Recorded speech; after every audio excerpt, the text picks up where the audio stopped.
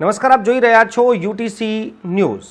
દેશમાં હાલ જે રાજનીતિ ચાલી રહી છે તેવી રાજનીતિની કોઈએ કલ્પના સુદ્ધા નહીં કરી હોય। હાલ ભાજપમાં ભરતી મેળો ચાલી રહ્યો છે। કોંગ્રેસના દિગ્ગજ નેતાઓ જે કોંગ્રેસ છોડીને હવે ભારતીય જનતા પાર્ટીમાં સામેલ થઈ રહ્યા છે।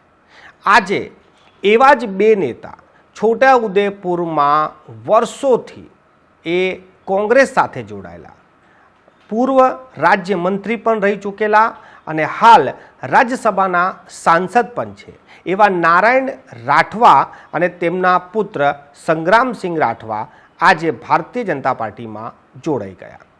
છોટાઉદેપુરમાં આ બંને નેતાઓએ વર્ષો સુધી ત્યાં એકહત્તું શાસન કર્યું છે, પરંતુ હવે તેમને રાજીનામું આપતાની સાથે જ કોંગ્રેસની જે બીજી કેડર છે તે હવે સક્રિય થઈ ગઈ છે। એક તરફ એવી પણ ચર્ચા શરૂ થઈ ગઈ છે કે ઝાડ પડ્યું અને જગ્યા થઈ। હવે જગ્યા કોના માટે થઈ?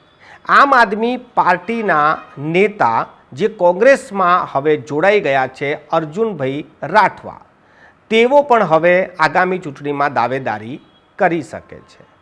અને બીજી તરફ જે પાવી જેતપુરથી જે ધારાસભ્ય લડ્યા હતા વિધાનસભામાં અને ત્રીજા નંબર પર આવ્યા હતા, તે પણ હવે દાવેદારી કરી શકે છે। પરંતુ સવાલ એ છે જે હાલ છોટાઉદેપુરમાં ચર્ચાઈ રહ્યો છે કે સંગ્રામસિંહ અને નારાયણ રાઠવા આમને કોંગ્રેસ છોડીને અચાનક ભારતીય જનતા પાર્ટીમાં જવાનો વિચાર કેમ આવ્યો? શું ખરેખર સંગઠનથી નારાજગી છે અને સંગઠન પ્રત્યે એટલી બધી લાગણી છે કે સંગઠન જો ના બદલવામાં આવ્યું તો તેઓએ પાર્ટી જ છોડી દીધી?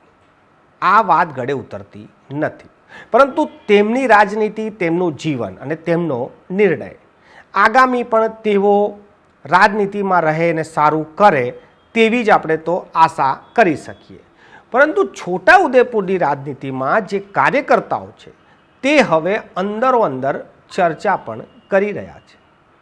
આગામી લોકસભાની ચૂંટણી જે હવે ગણતરીના દિવસો બાકી છે, આ ચૂંટણીમાં કંઈક નવું થવા જઈ રહ્યું છે જે છોટાઉદેપુરે કદી વિચાર્યું પણ નહીં હોય કે ભારતીય જનતા પાર્ટીના નેતાઓ સંગ્રામસિંહનું કેમ્પેનિંગ કરશે, સંગ્રામસિંહને સાંસદ બનાવવા માટે પ્રચાર કરશે, કે પછી ભારતીય જનતા પાર્ટીના કોઈ ઉમેદવારને જીતાડવા માટે નારાયણ રાઠવા મેદાનમાં ઉતરશે અને સંગ્રામસિંહ પ્રચાર કરશે?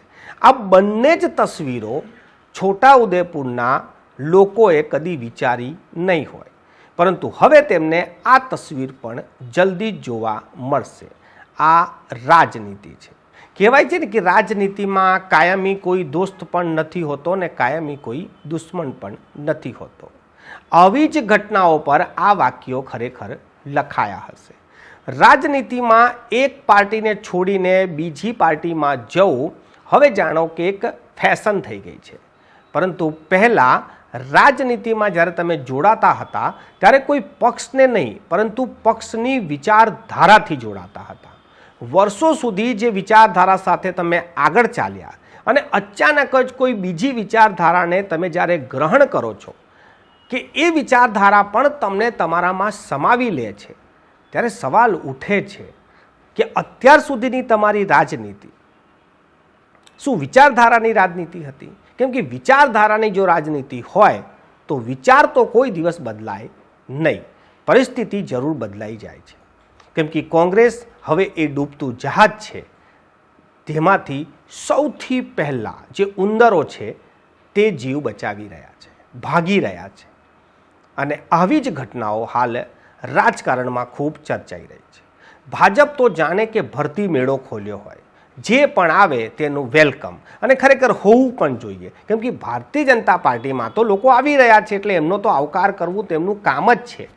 પરંતુ જે રીતે લોકો આવી રહ્યા છે ને જે બહાનાથી આવી રહ્યા છે, જે વાત કહી રહ્યા છે, આ વાત કોઈને ગળે ઉતરે તેમ નથી। પરંતુ ભારતીય જનતા પાર્ટીના જે નેતાઓ કાર્યકર્તાઓ છે તેમને તો શિસ્ત નડે છે અને કોંગ્રેસના જે નેતાઓ છે તેમને તો ઝાડ પડ્યું અને જગ્યા થઈ એવી રીતે હવે સેકન્ડ કેડર આગળ આવશે તેની પણ તેમને ખુશી છે.